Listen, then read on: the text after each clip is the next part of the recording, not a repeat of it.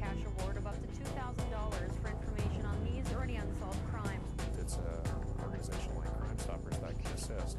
I don't know what makes people tick that would do something as senseless as this. On February 2nd, 2012, Brooks RCMP received a call that suspects tried to gain entry into a home on the north end. The resident was home at the time and ended up being sprayed in the face with what is believed to be pepper spray. This home was then hit again.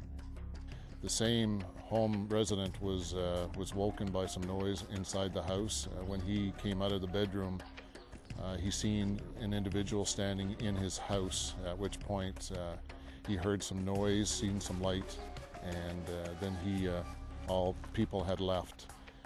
Upon viewing of the videotapes from the surveillance at the house, it was deemed that there were 4 individuals that were on his premises at that time.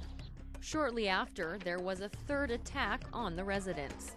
When he gained access into his home, it appeared that the home was on fire in the basement, coming from the furnace room. Investigators are worried about the safety of the victim as well as other residents in the area. These incidents have deeply affected the Brooks residents whose property and personal space has been violated. It makes me not want to live in Brooks anymore. I don't feel safe. It's one thing to have something like that happen once. I mean, there's all kinds of strange people out there that do strange things, but to have it happen a bunch of times it makes a person question where they're living, that's for sure. Hope nobody else has to go through this because it's not fun.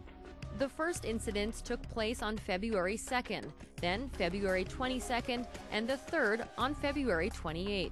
The male victim did come face-to-face with one of the individuals, and he's described as a male about 5'10" with a medium to stocky build.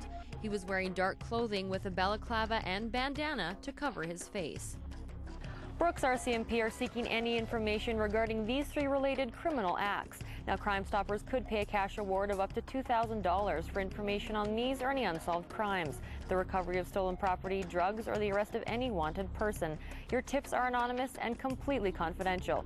You can talk, type, or text them in. For Shaw TV, I'm Lisa Wolanski.